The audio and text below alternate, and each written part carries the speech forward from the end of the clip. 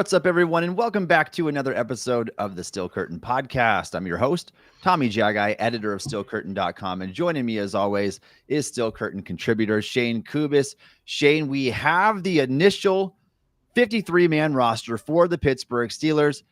Some things are going to change. We're going to talk about what changes might happen here soon. Obviously, the practice squad is going to get underway here soon as well, and things are still unfolding. Like, waiver claims are coming in. We are just now in live time learning about some of the players who are getting scooped up on waivers. But let's first talk, Shayne, about the big surprise roster cuts around the league. I don't want to bury the lead. I got a couple of things that I want to get to, but roster cuts is our big thing. But let's talk about some of the big cuts made around the league specifically before we get to the Steelers. Anything that stood out to you there? Like Juju Brent's former second-round pick, long athletic corner, Cole Strange, first-round pick, albeit begrudgingly, of the New England Patriots. Both you and I agreed on that one. Marquez Valdes-Scantling, longtime veteran receiver, deep threat. Malachi Corley, day 2 draft pick of the New York Jets, who didn't catch on, just one season removed from his rookie year. Shayne, is there anything else that stands out to you? And how do you feel about some of the big cuts around the NFL? I think these are definitely the most interesting ones because you have a couple relatively recent draft picks, especially high ones. And then MVS, you kind of assumed was going to fill kind of that like deep speed receiver role for Seattle because they don't really have that guy. I guess it's going to be Torrey Horton, who I did like a lot coming out of Colorado State, but I didn't necessarily view him as that true like deep speed type of prospect. But either way, MVS is the biggest veteran there, and now with the Niners, not the Steelers, though apparently it was down to us and the Niners, so we'll talk about that.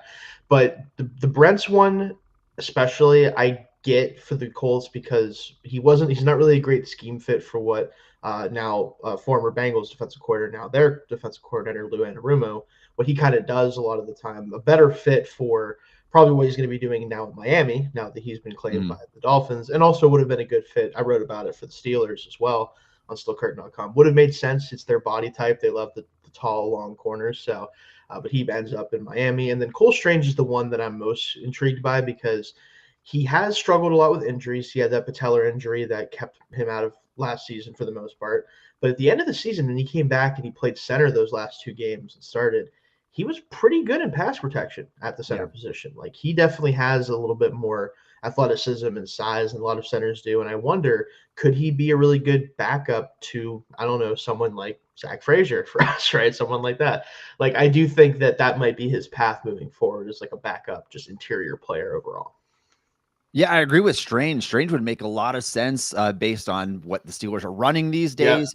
His guard center versatility, maybe that would make Ryan McCollum expendable, who did not have a good preseason. And so he's got the pedigree there. He's got the experience under his belt. Brent's, though, I was licking my chops. Juju Brent at the opportunity, that big, long, athletic cornerback in the same wheelhouse as the Corey Trices and Darius Rushes and Joey Porter and the guys that have come through these doors recently.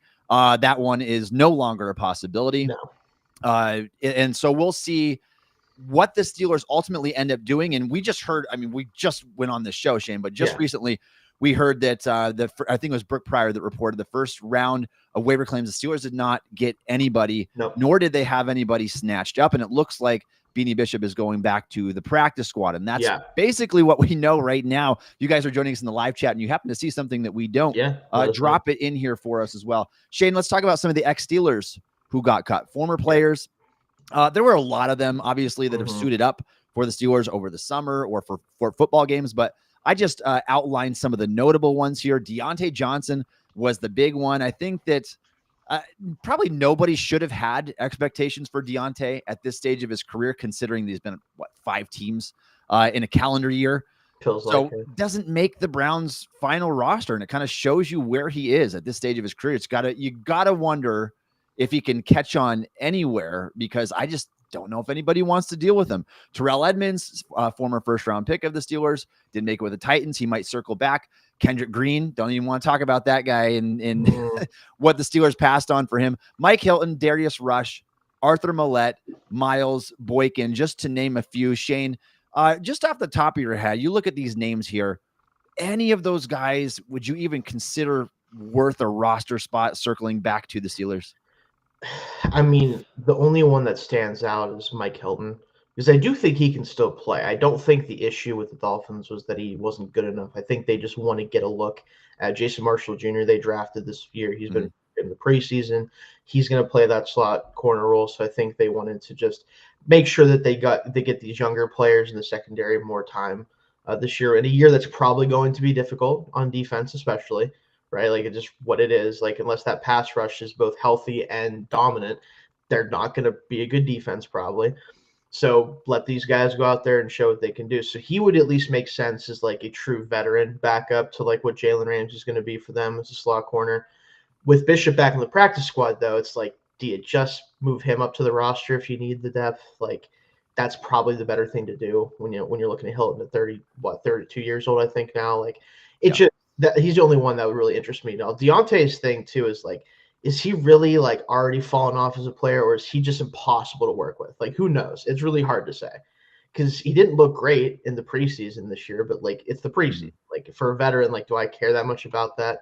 Not really, but when you're fighting for a roster spot, maybe that is what ultimately mattered, right? Like, he just didn't do enough to convince them. Yeah, I mean, theoretically, for Deontay, he should be in the prime of his career. Shayne, I mean, again, I'm just guessing here. I think it has more to do with the character stuff. The demeanor. We heard about this guy not entering the Ravens game when it was 41 degrees outside because it was cold. Like, I just don't. And again, there was a reason why the Steelers were determined to trade him early last offseason anyway. I really, really doubt that this front office wants him back. No. If anything, kind of the name's the most intriguing here. Maybe Terrell Edmonds. Like, the Steelers have two safeties on their roster right now. Technically, with Killebrew kind of not counting, in my opinion. So it's like, yeah, I mean, so could you go there potentially? Chuck Clark is gone. Sebastian Castro, maybe those guys circle back to the practice squad at least. I don't think so. I think that ship has sailed, honestly. Probably. And so I would probably pass on all of these guys, but a little bit of gunner experience there. Can he give you something on special teams? I mean, he's at least big and fast and can tackle. I don't know. Nothing too intriguing though. And nothing really surprising either, unless you thought Deontay was going to make it and carve out a role for the Browns this year. All right, Shayne, I want to get to Steelers roster cuts here in just a second, but I got to talk really, really briefly about the Steelers preseason finale against the Panthers. I wanted to highlight one name really quick. Y.A. Black. If you did not catch that final preseason game, go back and watch it. I put on the all 22 and I was just mesmerized by what this big guy was able to do. A 5th round pick out of Iowa.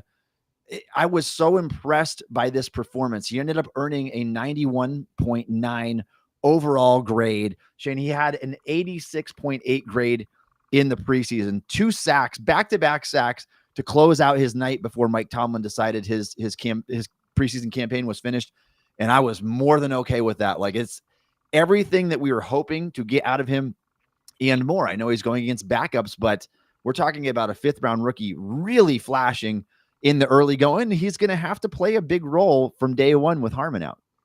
That's the key thing, is like, really the biggest winner of that game, other than Black, was the fact that Herman isn't going to miss like the season, or at least, much time at all. But what he showed does give you a little bit of hope that he can be more than just a run plugger along the defensive line. I think ultimately when he's going against more starting caliber, offensive linemen, it's probably going to flash less often, obviously.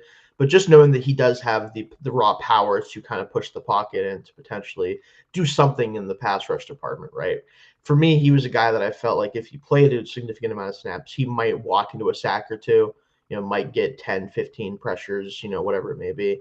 He might have a little bit more to him than that, just with raw power. That's honestly kind of what Cam's been so good at, and especially as he's gotten older. So yeah, he's not the same athlete he was when he was 25, but he's just so much stronger than everyone he plays against. It doesn't really matter, because he's still athletic enough to, grab a hold of the quarterback occasionally. But that's what you hope with him, and I think we'll get to see if he can do that against, better competition early on with Harmon banged up.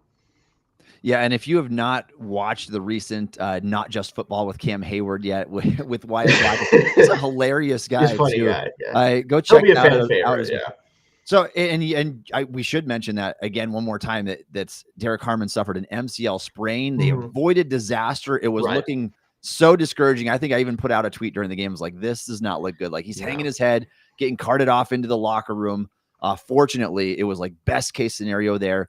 Maybe a week 3 return, and we'll see how that goes. But should be early in the season. He should be coming back, and then your defensive line is probably looking pretty strong from there.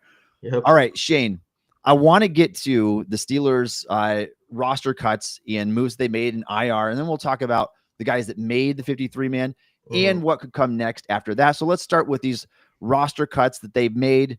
There was a couple different waves, and the first wave came back on August 25th, a few days ago as we were recording this.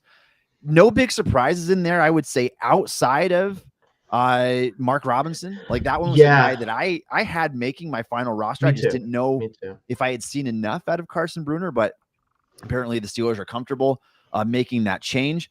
But the big wave, obviously, was yesterday in the hours leading up to the cuts. And I'll read those off the list, Madden style here. Running back Trey Sermon, who had a really good preseason. Wide receivers Robert Woods, Keyshawn Williams, and Brandon Johnson. Woods was a surprise to some. I wasn't surprised. Neither were you, based on where he was playing and when he was playing in the preseason, late into football games. By the way, Woods had 1 reception for 4 yards on 51 offensive snaps, I believe, during the preseason. And that was against like second, third stringers. It wasn't a good sample. Offensive lineman Dylan Cook, who I had making my final roster. I was wrong on that. Calvin Anderson's injury must not be as bad as we anticipated. Max Sharping. And then you go to the defensive line. Dominique Davis did not make it. He was waived injured. 2 edge rushers, DeMarvin Leal, Eku Leota. Both guys I thought had pretty solid preseasons. And then the big shakeup, and Leal was another guy who's right on the bubble there. And if they would have went with him, I wouldn't have been shocked. No. But the big shakeups in the secondary. Beanie Bishop Jr. did not make the cut. And a lot of people are questioning that as maybe the biggest roster mistake, if you want to call it that, the Steelers have made. He's a youngish guy. He was, an older in terms of coming out as a rookie, but he's still a second-year player, had 4 interceptions last season. And now that he's got a starting year of nickel cornerback experience under his belt, you would think that, all right, this would be a good player to keep around. They don't have the same mindset. And so he's going to circle back to the practice squad, it looks like. And James Pierre as well.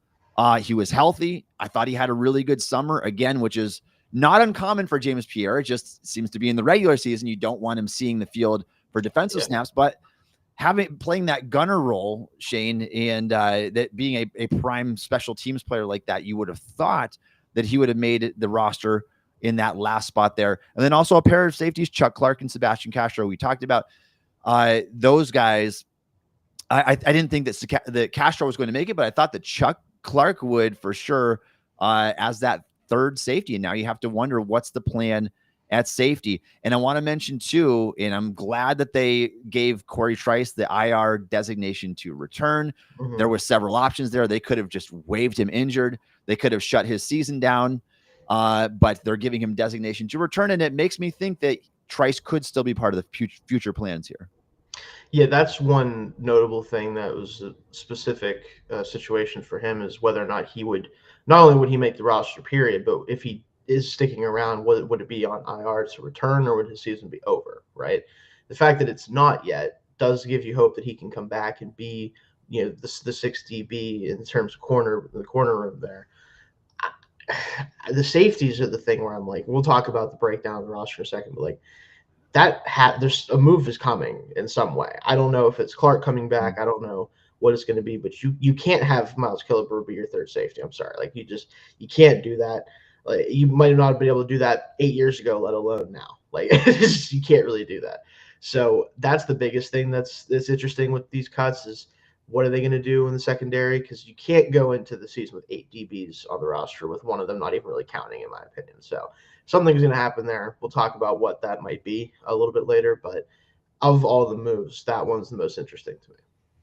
Yeah, huge secondary shakeups. If you would have given me 50 ways this would have turned out, I wouldn't have predicted all of Beanie Bishop, Pierre, Chuck Clark, and Castro would have been gone from the roster. Specifically, those top 3 guys there. Yeah. I think we're going to see a very different secondary in the first few weeks of the season than the one that we're looking at right now. We'll see if other moves are coming. But going back to Trice for one more second here, I think that the Steelers are still optimistic they can get this guy back. Mm-hmm. Having said that, it's like if they wanted to completely just cut ties with him at this point, I would have understood because he missed his entire rookie season with a torn ACL. Last year, Trice missed an 11-game stretch in the middle of the season with a hamstring injury before he finally saw the field again late in the year. And I thought he was really impressive early on. And maybe it's that sample of play that he had. You go back to Denver, like week 2 of the season, that's keeping him around at this point and maybe making the Steelers think twice and giving him and trying to give him maybe one more chance here. But man, if that hamstring injury lingers at all, like you got to wonder what that's going to mean for him moving forward. But those are our roster cuts. Anything else that you want to note from the list that we just fired off there, Shayne? So a couple of notes on some stuff going on with the practice squad. So DeMarvin Leal is back on the practice squad currently. Okay. He was re-signed. That's from Jeremy Fowler from ESPN. And then another one this one surprises me just because I thought he would try to latch on somewhere else or he just might not get signed at all. But Robert Woods plans to re-sign with us on the practice squad for now until a team may reach out for interest. So he would be an option still, I guess, if something were to happen, if no one claims him off the practice squad to start the season. But that one is definitely the one that's the most interesting we've seen because I just didn't expect that to be the case. No, I wouldn't have either. And Woods he doesn't offer much special teams value. Like I would have turned the page completely probably, but we'll see. Having a better receiver on the practice squad is probably smart with the way this group is built right now. But again, there's a reason why he didn't make the 53. So it's like, yeah. All right. If you are a fan of the Pittsburgh Steelers and would like to support the Steel Curtain podcast, please consider subscribing to the Steel Curtain podcast on YouTube. We appreciate all of your support. All right, Shayne, let's talk about the actual 53-man roster now, the guys that made the cuts, what that could look like this year. And we're going to go right at the top of the list with quarterbacks. And there were 4 of them with a little asterisk next to Will Howard, who the plan is to go on IR.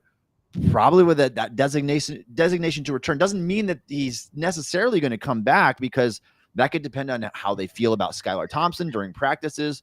Because once you activate him, it's like, all right, now what do you do with Thompson? So they do have 4 quarterbacks starting off, though. At least that's Aaron Rodgers, Mason Rudolph, Skylar Thompson, and Will Howard, who is going to be stashed on that IR with a designation to return. Shayne, was that your predicted outcome here?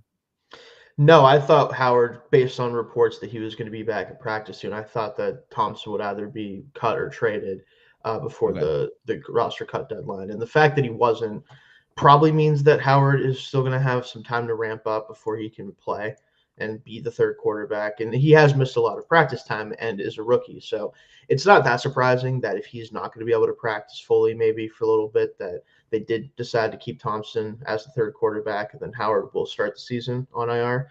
But I do think it will be designated to return. I think they want to give him the opportunity to get things moving, get back in the swing of things. And then Thompson, I assume, will go to the practice squad unless a team picks him up, which is possible, with the way quarterback injuries happen. But I think ultimately it's the right move to have Thompson be the emergency quarterback if Howard isn't ready to go yet. Yeah, and I was optimistic, Shayne, that maybe the Steelers could squeeze a trade out of Skylar Thompson. Maybe Will Howard would be close enough to that return. Yeah. I mean, Tomlin made it sound like he was certainly trending in the right direction, but I mean, he just missed his entire rookie preseason.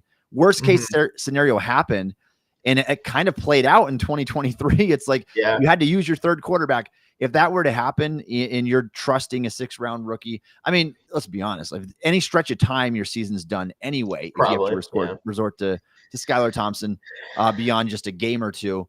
But the Steelers were not comfortable with that. They like what they saw from Skylar Thompson. They wanted to keep him around. And so I'll give myself a small pat on the back here because I did get this prediction right. I thought the Steelers would keep those 3 on their active roster, stash Howard on IR, eligible to return. And that seems to be the case. So we'll see if Howard ends up suiting up for the Steelers at all this year, or if they ultimately decide to shut him down and basically redshirt this season. We'll see how things are going with their backup QB situation. All right, Shayne, running backs. The Steelers kept 3. And kind of like I said from the beginning, this to me felt like the easiest positional group to predict. Yeah. The only wild card here was whether or not the Steelers would devote a fourth spot to a running back, which historically they haven't. We've looked at in years past. We could even say there was only 2 running backs that even carried the football with Najee Harris and Jaylen Warren. So the idea that they would devote a fourth was a very much a long shot. They did not. Their 3 guys are Jaylen Warren, Caleb Johnson, and Kenneth Gainwell. That means Trey Sermon was out, obviously. Lou Nichols, who had a good summer, also out. Were you surprised by this at all? No, this is what was the most likely outcome. I thought maybe a guy like Lou Nichols could show enough that like they're like, maybe we can play him on special teams or something and keep him on the roster. But most likely, at least I hope, he ends up back in the practice squad. And if someone like Jaylen Warren or Kenneth Gainwell especially were to go down, I think he would give you some of that quick twitch and juice that he showed in the preseason. But realistically, this was going to be the 3 from the get-go. I was going to be shocked if it was anything but this. Yeah, I think that there's already some people taking bets on Gainwell, whether he'll have more receptions than carries this year for the Steelers. And I mean, assuming that Warren and Johnson stay healthy, I think that could very much be the case. And that's something I don't think we've seen since like Mewelde Moore, maybe. Mewelde might running have. I mean, even they threw him some carries sometimes, so that might have not been the case either. I'd have to go back and look. But I do wonder, though, just because of the way they handled Johnson in the preseason, like, is he even going to get a lot of touches to start the season? Like, I'm really just not sure where they're at with him, because as much as he played much better in the last 2 preseason games, he was the technically 3rd back out there because Gainwell started the second game, I think it was, and then Warren got a little bit of touches in the 3rd game, and then it was Gainwell. So, like, I'm not sure what to expect from him early in the season. Now, ultimately, I think he gets plenty of carries by the end of the season, but something to monitor, I think, there. Yeah, Shayne, do you think that, I mean, it's such a small sample, and so they obviously see way more in practices. They had the joint practice with the Bucs, but in the preseason finale, Jaylen Warren did not look good. He had the fumble. He was stuffed a couple times. His performance was brief, obviously, but when Johnson was in there, he averaged 7.5 yards a carry with the starting offensive line, albeit 2 rushes, and then plays with the backups. I've been charting that all preseason, and Johnson has actually been quite efficient with the starting offensive line. When the backups come in, doesn't quite get the same blocking. And we knew from the beginning, this is a guy that needs to get that head of steam. He's not going to be very good before the line of scrimmage. After the line of scrimmage, though, once he gets going, finds those cutback lanes, he can gash you a little bit there. And we saw some examples of that. I'd be really surprised if Jaylen Warren, if it was like an 80-20 split at the beginning. I just don't see that happening. Like, I think it's going to be 60-40 Warren starting off, and eventually shift the other direction. I just think that Johnson is tailor-made for this wide zone offense, and you could see that on display when you go throw on the all-22. Yeah, that's the hope, and that's what I want them to do. But we know Tomlin sometimes is weird with his rookies, even at running back. I could see that happening. No, obviously, Najee was a different case. He was a first-round pick, kind of relied on him entirely, especially his rookie year. But I just, again, something feels off about it. Like, I would not handle it the way that it seems like they might, but I wouldn't be shocked if we don't see Johnson get many carries, and at least the very early part of the season, unless they've just been kind of just messing with us by doing the running back order the way they've been doing, which is possible with them. Yeah, I do have every Caleb Johnson carry cut up on the all-22 film on my highlights on X if you want to go check those out. Shayne, let's talk about the receiver position. No surprises here to us, although some in the media, I guess, were shocked to see that Robert Woods was cut. I think if you were paying attention and you were seeing how things were shaping up, like, Scotty Miller was just flat out better. He was playing earlier into games than what Woods was. He was honestly, Scotty Miller, even though he's 29 years old at this point, he was one of the standout players of Pittsburgh's preseason. I thought he had a really good summer. So he ends up earning the role instead of Robert Woods. And so your 5 receivers are DK Metcalf, Roman Wilson, Calvin Austin, Scotty Miller, and Ben Skoranek, who is obviously the special teams ace, had a terrific year on special teams last year. Skoranek was never in doubt to me there, no. Shayne. It was all about that wide receiver 4, if you want to call him, I think that guy's going to see the field for offense more than Skoranek will. I thought Skoranek's job was safer, and I did get all 5 of these receivers right on my prediction. What about you? So, granted, I was hoping that the player that I had as my sixth receiver was going to be healthy enough to potentially make the roster, but Brandon Johnson does not. He is currently injured. I do wonder if he may join the roster once he's healthy, or if that's the case. I haven't checked to see what his designation was, but that was my only discrepancy here, because I felt like with the way that they were using Johnson, especially, like he was the starter out there in a lot of those games. It was getting reps over guys initially, even Scotty Miller at times. I think if he was healthy, he makes this team. Now, I don't know if it bumps off Miller by any means. I think maybe they keep 6 to start the year then. But that was the only discrepancy here. Scotty Miller was definitely the receiver who needed to make it over Robert Woods. And I think the reason why there's a lot of surprise is probably because, and you alluded to it in an article that you wrote about when Woods was cut, that Steelers love their old can't play receivers. They just love them, or just can't play receivers. Sometimes they're not even old; they just can't play.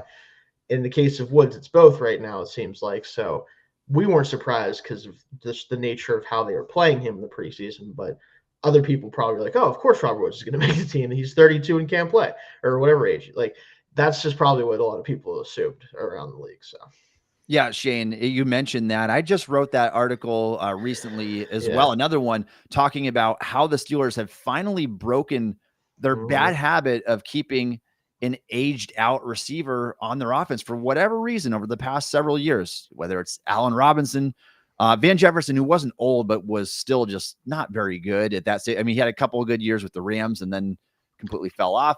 Yeah. And then they trade for Mike Williams. It's like, why? Where does the need come from here? Like, what are you trying to gain out of this? The upside with keeping that guy around your team is so low. They don't contribute on special teams. They don't have a lot of juice. Like, that was very clear. None of those guys could separate. The same could be said for Woods, who is struggling to create separation this summer. He's 33 years old. I did not see any upside there. And it's not that the Steelers need an upside play. You're trying to win a playoff game right now. So if he is better than some of the other guys there, he just wasn't that either. So, and it's like, you think about how many combined reps have been wasted over the past several years on Allen Robinson, who started 17 games, and Van Jefferson, who started 12 games, I want to say, Mike Williams, who played 9 games for the Steelers. Like, a ton of reps that we just had a kind of meaningless receiver out there that couldn't create space. So I didn't want that to be the case again. Thankfully, it wasn't. They moved on from that mindset, at least for now. All right, Shayne, let's talk tight ends here. 4 of them, the same 4 that both you and I have had, I think, from the very beginning. Yep. I was kind of hopeful that maybe someone could swoop in. Me too. Yeah. There, and there's just never good competition. JJ Galbraith didn't do it. Wasn't a good blocker during the summer. DJ Thomas Jones waived injured. So your 4 are Pat Freiermuth, Jonnu Smith, Darnell Washington, and Connor Hayward. List them as a tight end, fullback, H-back, whatever. Can wear multiple hats. A jack of all trades, expert of none. I don't remember how that saying goes, but master of none. But it's not. I would say he's like the Jill of all trades, if we're doing the Jack and Jill thing. Like, he's fine. Like, I think he does some things well, and I think Aaron Rodgers seems to like him a little bit, which that might be all that you need to do besides be Cam Hayward's brother at this point to make the team. But in his credit, he wasn't really contested much by these guys. Speaking of Galbraith, by the way, back on the practice squad, so is Sebastian Castro. That was confirmed earlier by Mike DeFabo of The Athletic. And then I think a couple other names I want to throw out there. I believe Stephen Jones is on the practice squad, offensive lineman. And then I want to say that Keyshawn Williams, receiver out of Indiana, also. Yeah, he had a good summer. Back, so he was a fun returner receiver guy. So practice are starting to fill up a little bit, but nothing notable as far as like additions to the roster changed with the 53 yet that I see. All right, good updates there. These are the 4, Shayne, that I anticipated. Yeah, no big surprises. We can move on to the next group. Just the big thing with the tight ends, Shayne, as we approach the 2025 season is, how do you use those top 3 guys? And I would imagine there's going to be a lot of 13 personnel mixed in, but when it's 12 personnel, are you keeping just Washington on the field all the time because of his blocking ability, and you're swapping out Freiermuth and Jonnu Smith? Like, the snap distribution is going to be very interesting. I would love them to do something that I have done. Now, granted, this is on Madden for fun. Just throwing that out there. I'm not saying this would necessarily be great, but I think 12 personnel, that's really 13 personnel, might be something I want them to do, which basically what I'm saying with that is that Pat Fryermuth and Washington are inline tight ends, traditionally lined up tight ends. DK Metcalf is one receiver, and then Johnny Smith is technically the other receiver on the field. But really, he's, obviously a tight end, but he's really a receiver anyway. Yeah. That would be an interesting way to get all three of them on the field in an alignment that makes sense for them. Because if you're in a tight split with that and they can all be kind of condensed, it's kind of like having Smith out there as just the slot receiver because he's not really going to be pressed in a condensed formation like that. So I think you could get away with some stuff like that, and it would be able to get all three of them out there on the field.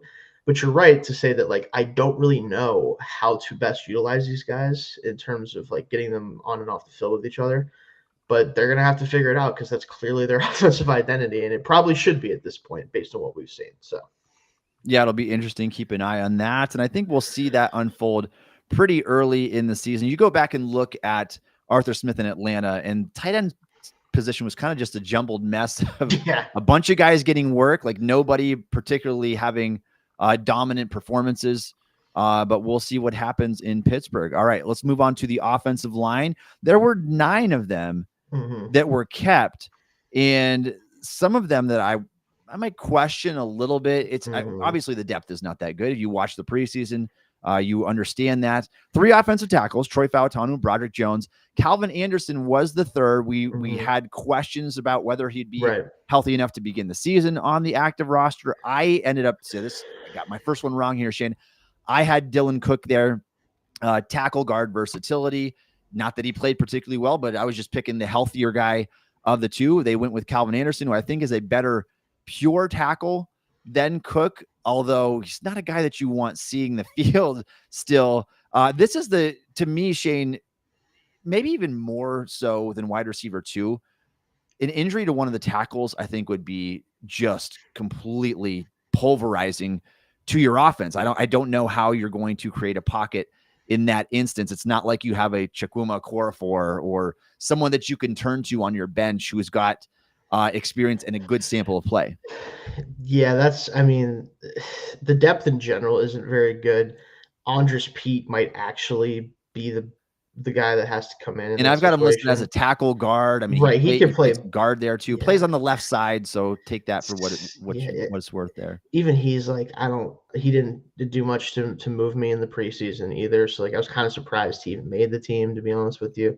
Like, I do think if there's going to be a move that is like kind of an under the radar one or a surprising one, it might be swapping out one of these depth offensive linemen for someone like a Cole Strange, potentially, we talked about, or whoever it may be. I would have honestly liked it if the Jets ended up with this player, but Issa Poole from the Chiefs, they brought him in the draft. I think he would have been a really interesting like project player, really good pass protector already, in my opinion. Just kind of has to fill out and get some stuff worked out, but he ends up on the Jets. If someone gets hurt, like especially on a tackle, even in the interior, like Spencer Anderson is fine, I guess. But like if Frazier goes down, if McCollum has to play, I think it's going to be an issue. I just think it will. Like, I just really do. Yeah. And so having someone else brought into that room on the interior or a tackle would really be a good move if they can do it. Well, first of all, Shane, 100% agree with you there. I went with 8 offensive linemen because the talent does not dictate the need for a 9th guy. And there's another spot that we're going to talk about too with that too in a minute. But, yes. Yeah. If somebody does get injured, Shane, you can always elevate guy from the practice squad. None of these guys are going to get poached. And so Spencer Anderson, I trust the most of the group. Yeah. He's fairly young. He's got some experience bouncing around the offensive line. Fine. Yeah. McCollum, like, to me though, it's like McCollum, Calvin Anderson, and Andres Pete. You could swap them out for guys, and I'd be like, I'll take the risk at this point because I'd rather have the uncertainty of maybe getting respectable backups rather than knowing that you're not getting good backups. And I feel like that's the case, unfortunately, with these guys. And maybe they'll be able to mask that weaknesses. Let's say Broderick Jones gets hurt, you have to play Calvin Anderson at left tackle. You can put Darnell Washington over there to help out. But that's not, you don't want to hamstring your offense by doing something like that. So we'll see if they end up putting in any claims for, I mean, it doesn't sound like anything went through, but if they end up signing any offensive linemen to try to bolster this group, because I don't think that really any of those backups should be safe outside of Spencer Anderson. Yeah, and even him just more so because you at least kind of know what you have in him for the most part. Mm-hmm. Like that's really why he's not a spectacular backup, but he's NFL quality depth, which again many teams don't have. Yeah. 5 good starters, let alone any good depth players. So it's asking a lot, but still not great. All right, Shayne, I missed one there because I devoted only 8 spots. Let's move to the defensive line. And the Steelers devoted an extra spot here that I didn't see coming. And so I'm just going to lump all these guys together, ends, nose tackles, whatever you want to call them, interior defenders, Cameron Hayward, Derek Harmon, Keanu Benton, Y.A. Black. Those were 100% locks to me, especially in after Black's preseason, 100% lock. From there, I've got Daniel Quale, who made the roster. Isaiah Loudermilk made the roster. Logan Lee, I had all those ones right. I didn't predict that they would keep an additional spot, which is Asizi Adamewo. I always say that name. Yeah. Asizi Adamewo ended up making the team. I thought his summer was fine. I mean, he's a long arm guy, a little bit light in the pants, but is it worth designating an additional spot that you normally don't do to your defensive line? I guess Shayne will say that this is the Derek Harmon insurance right now for the first few weeks of the season. That's the only real case you could make for this making any sense for this team to do. And even then, I'll be honest with you, I think they should have kept 6. Like when you get to 7, like as much as Logan Lee has talent really drops off. Yeah, like Logan Lee, I would rather have than Loudermilk because at least I think Lee could theoretically do something. I know Loudermilk's not doing anything. Like we know that at this point. So I would have kept 6, but 7 to start the year since Harmon is probably not going to be ready for week 1 as far as we know, maybe even week 2.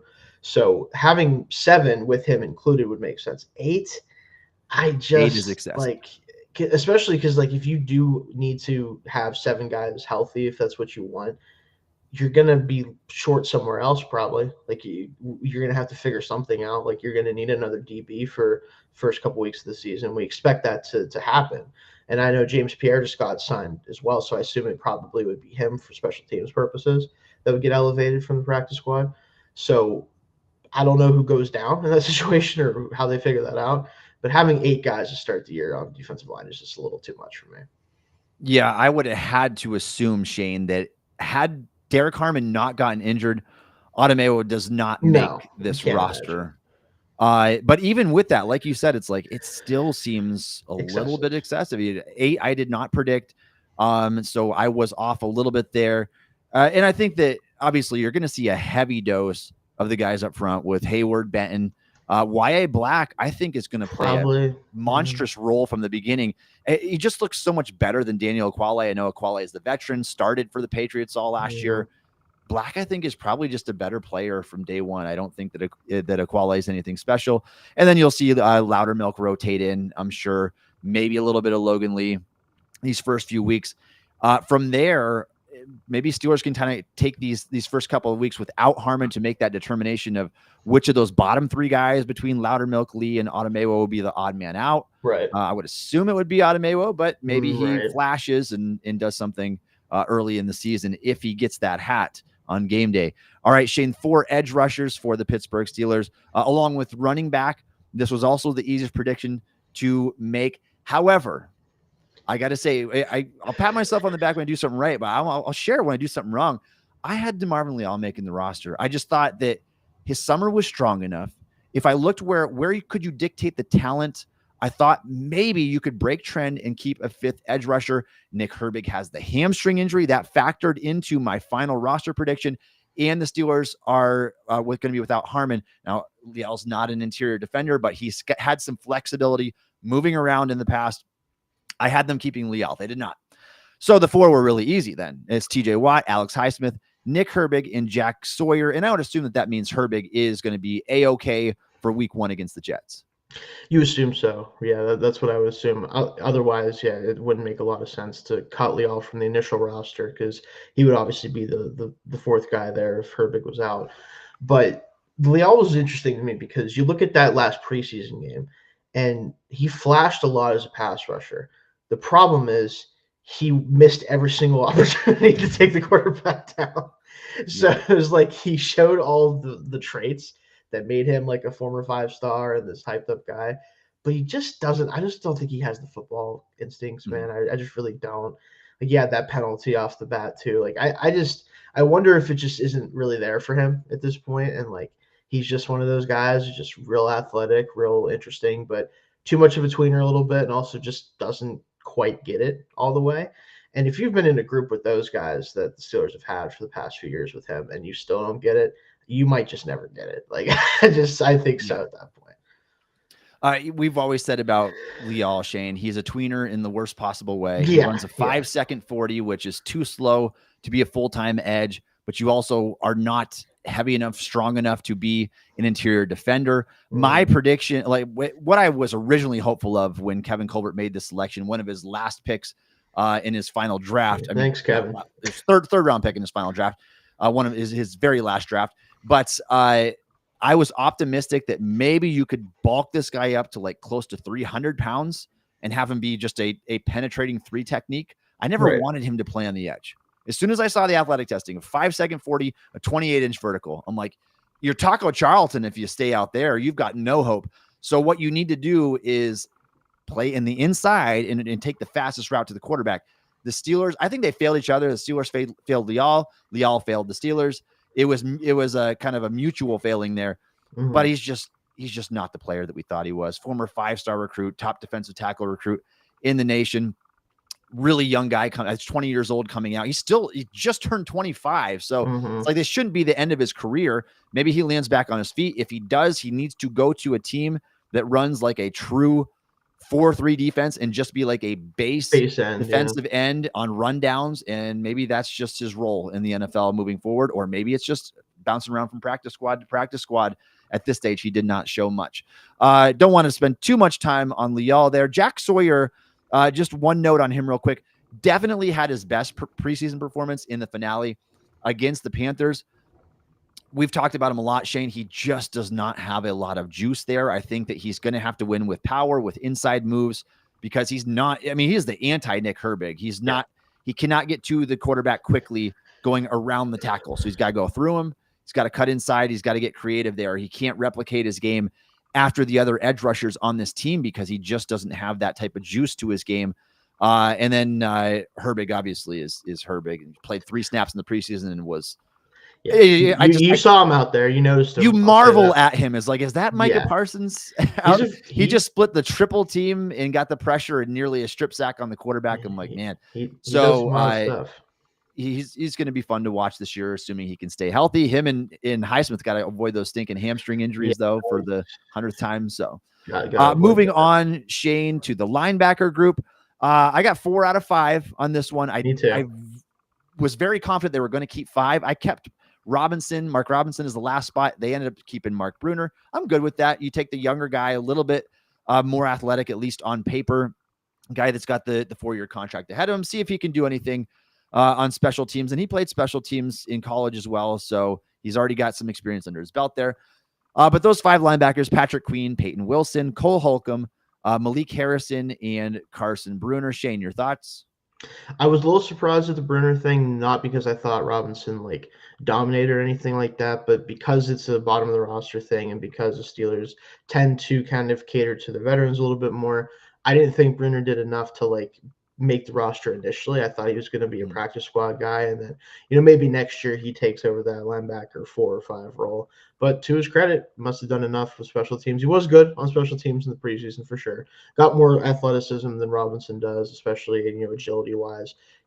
Just has more upside and has that 4-year contract. So it does make sense ultimately.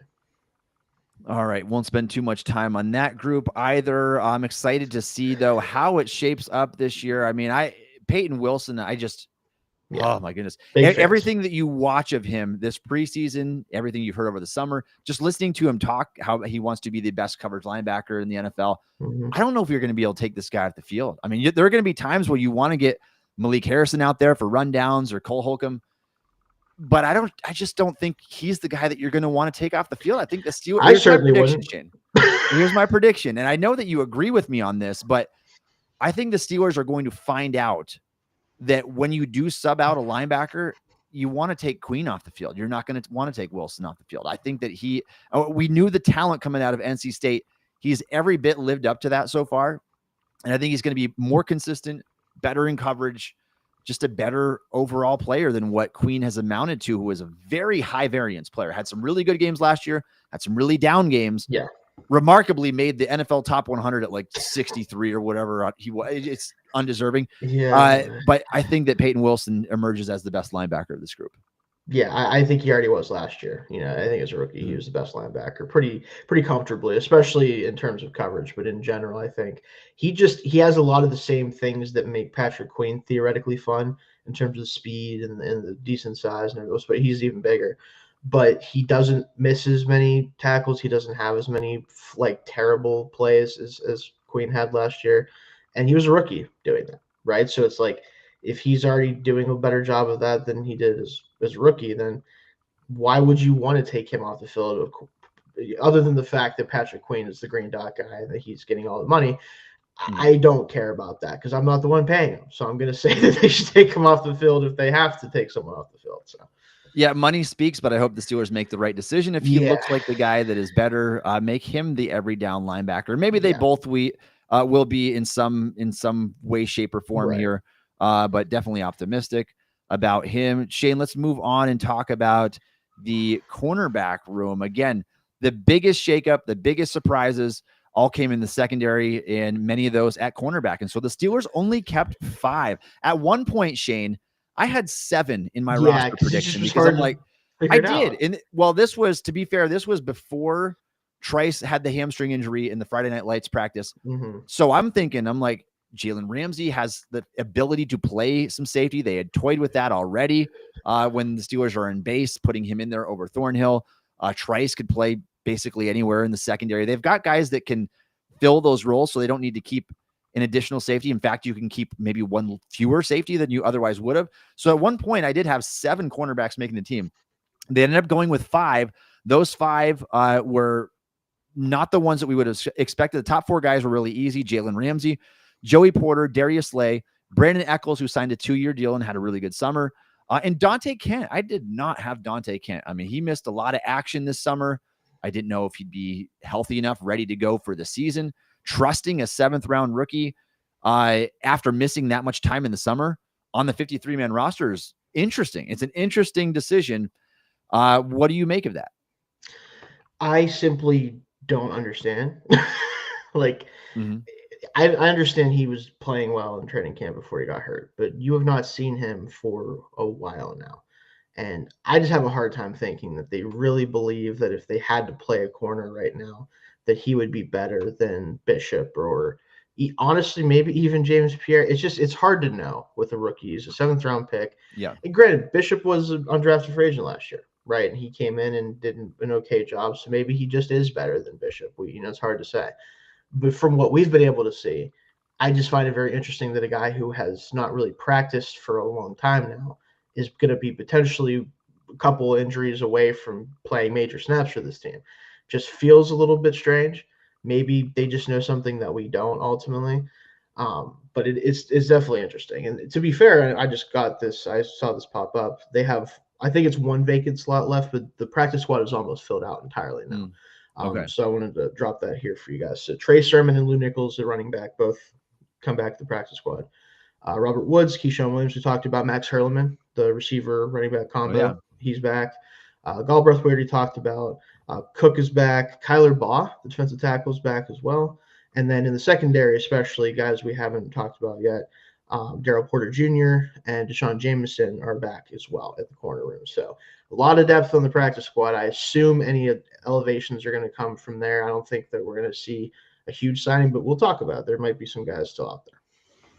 And no Castro, right? You didn't mention Castro. Well, Castro we knew about, so I didn't know if I had to mention that one again. Okay, yep, you're good.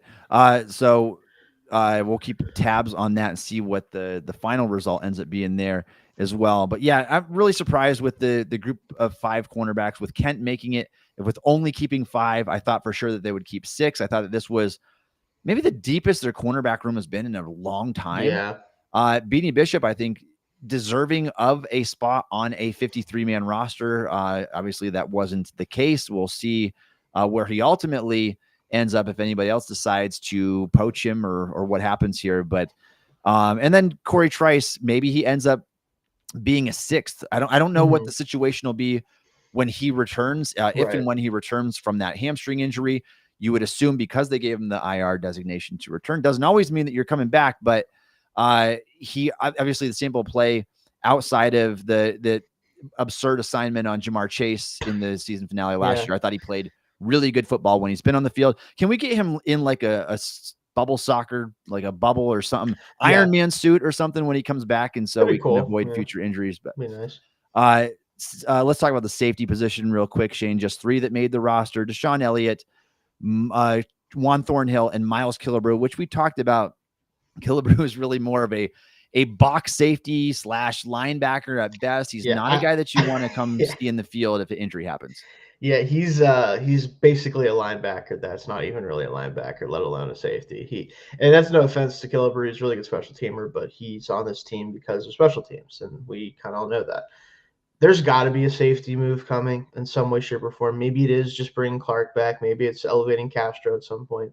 But something has to be happening here, because you cannot go into an NFL game where the stakes are actually important with Killebrew 1 injury away or 1 breather needed from a safety away from having to be on the field. You just can't do it. So something's going to happen there. We'll see what it is. But that was maybe the most surprising move of all, because keeping 5 corners is one thing.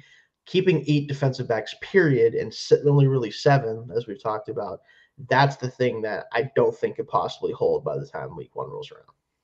Yeah, I mean, the last thing you'd want to see is if there was an injury at the safety position, Jalen Ramsey getting pegged in at safety full time. Like that's a gross misuse of his skill set. I don't think that would be the case, but I mean, there's only 3 on the roster, so we'll see what they end up doing ultimately here. And then your 3 players on special teams: Chris Boswell, Corliss Waitman, and Christian Kuntz. Now, Shayne, I wrote about this. If y'all listening to the live chat right now, tell me if I'm wrong here, and I feel free to disagree with me. I thought the punter battle was close enough. The Steelers were offered a draft pick for Corliss Waitman. If I get a draft pick out of a punter, I'm going to keep the guy that loses the competition. Cameron Johnson's the guy you paid. He had a 74-yard punt 2 years ago. I know you can talk about hang times charted this summer, whatnot. I just, if the difference between the two was small, and I feel like it was relatively small, give me an extra draft pick. I'll go in next year with 13 picks. Yeah, I don't disagree with that. I did have Waitman making the roster in my last prediction, because I just thought he was pretty, not clearly better, but like better enough that I was like, this feels like the way they're going to go. And to be fair, like, yes, if I was a team and they were like, hey, we'll throw you a 7th for your punter that you still kind of, and you have a backup punter that you kind of like, but you just like this one better, I'm probably going to take the pick. Yeah, I'm not going to lie to you. But I also understand, like, if they did feel with conviction that Waitman is the better punter, just choosing to roll with it, because the punting situation has been so bad for this team for a lot of the last, like, decade, it feels like. He already was good last year. I think they're like, you know what, let's just not stir the pot. If he still looks good, let's just roll with it and hope that he keeps it up. So I kind of understand it from that perspective. Yeah. And this is no disrespect to Waitman at all. I thought it's just awesome year. Awesome year filling in from Cameron Johnson. I think that he was the better punter overall this summer. And again, you're trying to win now. I get that mentality. You're trying to win football games. You feel like he's the best.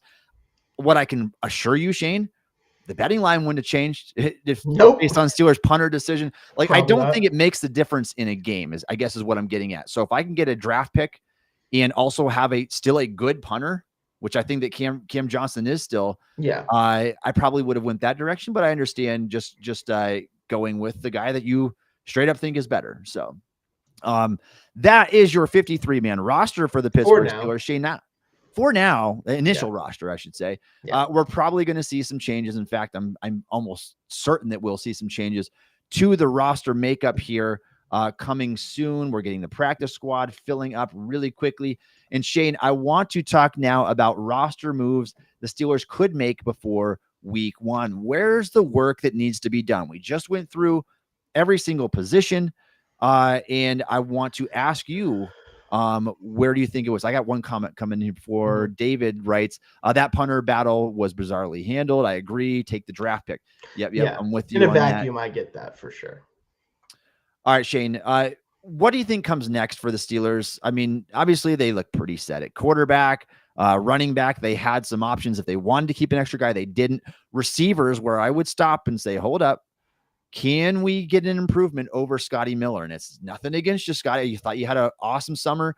But I will say, when it comes to Scotty Miller specifically, I thought he had a good summer last year.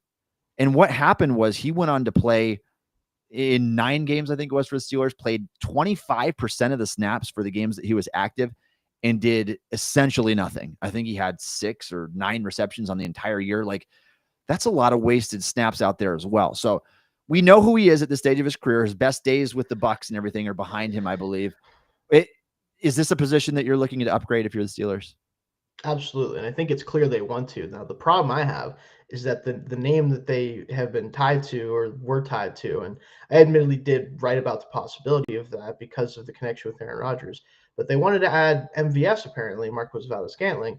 And if there's one thing the Steelers have enough of, it's both big and small guys who are fast and can run in a straight line. We probably need a little bit more than just Ben Skoranek, who's like actually built to handle, stuff like that. Now, obviously Metcalf, big and strong, all that good stuff, but not a contested catch guy, at least not historically. I think someone with a little bit more grit to him would be really would be a really good fit for this team at this point. Who that would be, I mean, Kendrick Bourne's out there apparently. I don't know how much he has left to give at this point. For me, it's if they could pull it off. Like we talked about this last trade deadline, Jacoby Myers would be such a good fit with this team. He would be. He would be such a good fit. And I don't think the Raiders are going to trade him. That doesn't make any sense to me. I would just simply pay him because you're not paying anyone else in that receiver room right now. Bowers is on a rookie deal as well. Like I would just give him his money and make him happy so that you guys can try to make this happen with Geno Smith for the next couple of years. But if they're willing, right? And I know apparently it was the Steelers who wanted them to take a pay cut or take some of the money or whatever is what I heard. So maybe they are interested in doing that.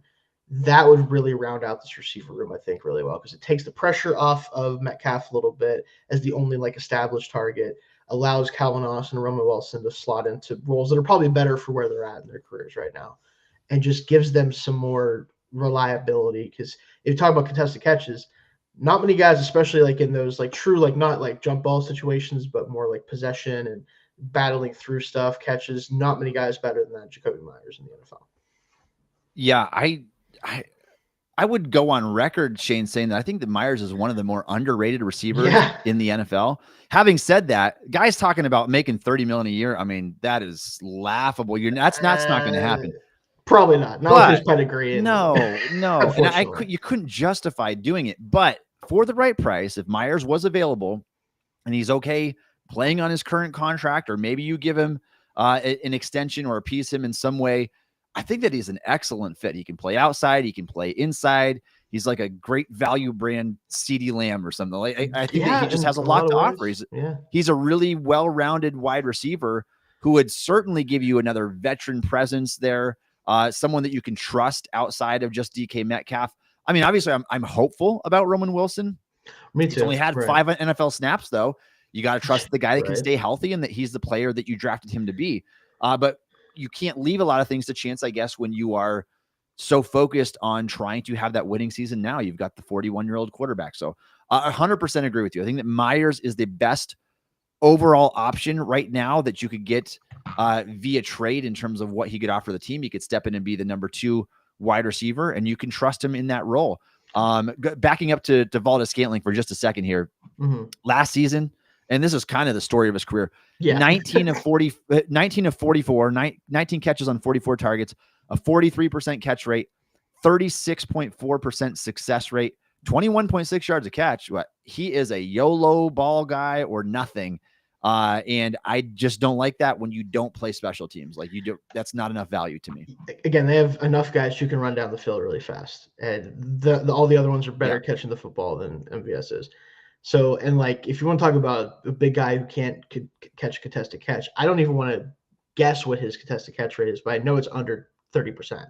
He simply cannot fight for the football in the air. It just doesn't happen for him. So yeah, he would have been a guy that made sense from a fit for what they're trying to do on offense, which is clearly go big or go home in the passing game and then throw short and run the football. So I get that element of it. And the familiarity with Aaron Rodgers, maybe Rodgers would be I don't need stone hands over here. But who knows? But it made sense that they were interested in him. But I would certainly be looking more at a guy like Myers. Again, it would depend on the cost, because if you're not going to re-sign him, for example, if you don't extend him, you really can't afford to give up much because it's going to be a rental in that situation. If you're willing to extend him, then you could talk about maybe using one of those, early day 3 picks type of compensation then potentially. But I don't think it happens. Another name that I want to throw out here, Shayne, also a brief connection with Aaron Rodgers, Romeo Doubs. Yes. Been floated out there so many times. I don't see the Packers doing it because of Christian Watson is still recovering from the ACL. Dontavian Wicks is banged up. Jaden Reed could miss time early in the season. And so they're dealing with injuries. They are a playoff aspiration team. The last thing they'd want to do is get rid of a quality receiver, albeit not their top option, probably their third option at best in the passing game. For the Steelers, he would probably come in and be their number 2 receiver right away. I like Doubs. I think he's a well-rounded player. But what would you have to give up for him? And would Packers be willing to? I just don't see the fit. I think it makes more sense with Myers, especially now that the Raiders have just signed Amari Cooper too. And so you look at the Raiders' crowded receiving room, Brock Bowers is going to soak up a lot of targets, is already the most maybe threatening receiving tight end in the league after his rookie season. They drafted 2 guys in Jack Besh in the 2nd round, Dante Thornton, who they like, who's maybe starting on the outside for them. Might be, and obviously you have Ashton Genty, who's going to get just a ton of looks in that offense overall. There's a lot of mouths to feed. And so on paper, Myers, I still feel like makes a ton of sense. I wouldn't be shocked still if he ended up getting moved. Right. We'll see if it's the Steelers. They would make a lot of sense. And Myers, to his credit, I mean, he's on a streak of 4 seasons now with 800 or more receiving yards, like 1,000 yards last year for the first time. He did have like a dubious streak early in his career of like catching the most passes without a touchdown, I think, in NFL history. But he was playing on some Patriots teams that were not exactly lighting up the scoreboard. So, you could argue that was part of it. But no, he certainly has become a really well-rounded player and someone who is worth grabbing if you're a team looking to compete. All right, Shayne, let's whip through some of these other positions here. Tight end, we talked about. The only upgrade last thing they need. You really don't. You really don't. I mean, there's a case to be made that 4th tight end spot should go to a player that much more replicates Darnell Washington's game, because you got Freiermuth and Jonnu Smith who kind of overlap each other in terms of skill set. What happens if Washington gets hurt and your Y tight end, who is your mammoth blocking tight end, Connor Hayward can't replicate that. None of the tight ends in this room can. That's why I thought maybe like a Jelani Woods, like that type of body that you can get in there, a true Y tight end would be better for your 4th tight end. So. Yeah. So, I mean, that's something to consider. Obviously, we talked about backup offensive line. I mean, you could go basically anywhere. Tackle, guard, center. We're looking at all of it. So, backup offensive lineman, keep your eyes peeled for somebody there. You've already mentioned some names, so I won't spend too much time on that. Interior defensive line, I think that they're pretty solid there. I mean, at most, you would probably kick a Ademawo, a Loudermilk off the roster to try to get a slight upgrade. There's just D-line in general, interior defensive line, there's not a lot of depth to be had. You look at some of the teams around the league, and my goodness, it gets ugly really fast. Some don't have 2 good ones, let alone 5, right? Yes. Where it's like, okay, yes. It's bad. So I just based on the options around the NFL right now, I just don't think that there's going to be a lot of guys that could step in there, or anybody that the Steelers would be interested in as an actual upgrade, unless they're making a trade. And you're not going to trade for a positional group that, when Harmon is healthy, you're relatively deep. Same to be said about edge, same to be said about linebacker. I think that those 3 groups are all pretty strong on the Steelers. And then secondary, Shayne, corner again looks plenty strong enough, I would say, especially if Price ends up coming back and being a dime backer or whatever you get out of him. Those top 4 guys all look good. Safety, though, is where it's like, you got to do something here. And that's why, like, we're so confident this isn't the final 53-man roster. You've got to do something at safety. I think minimum you have to bring back Clark once, assuming Howard goes on IR like we think he's going to do with the way that they did the 53-man roster. I assume his spot will be taken up by a defensive back of some kind.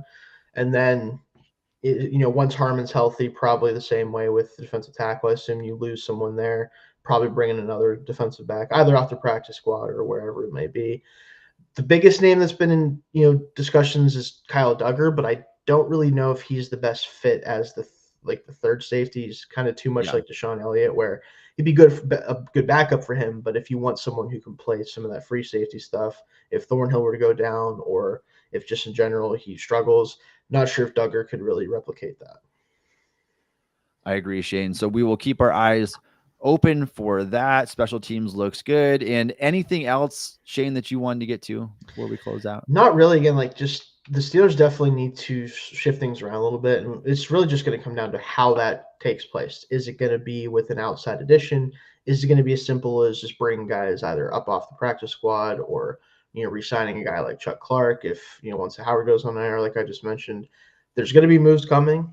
I would say that the most likely thing is that they're very minor or kind of expected, but I would love to be surprised, especially in a season where, again, they are trying to go for the Aaron Rodgers. Jacoby Myers move, that's the biggest one, in my opinion. That's the biggest thing to look out for, is that move coming. And if it does, it would, I think, actually change the outlook for this team a little bit at least.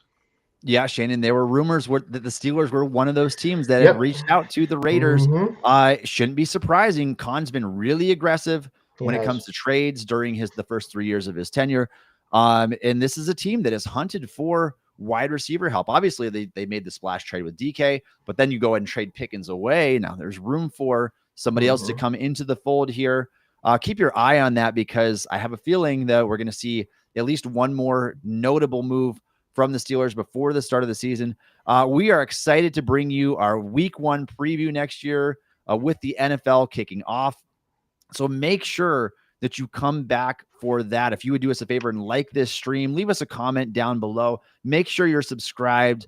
Help others reach us. If you're your first time listening, make sure that you come back. We do this show every single Wednesday live at 1:30 p.m. Eastern time. Also check out Josh Yorsh, who does a great show on Mondays at 1:30 p.m. Eastern time. Thanks for following us on the show today. You can follow Shayne on X at Shayne Kubas. You can follow me on X at Tommy Jaggi. You can download the Still Curtain podcast wherever you get your podcasts.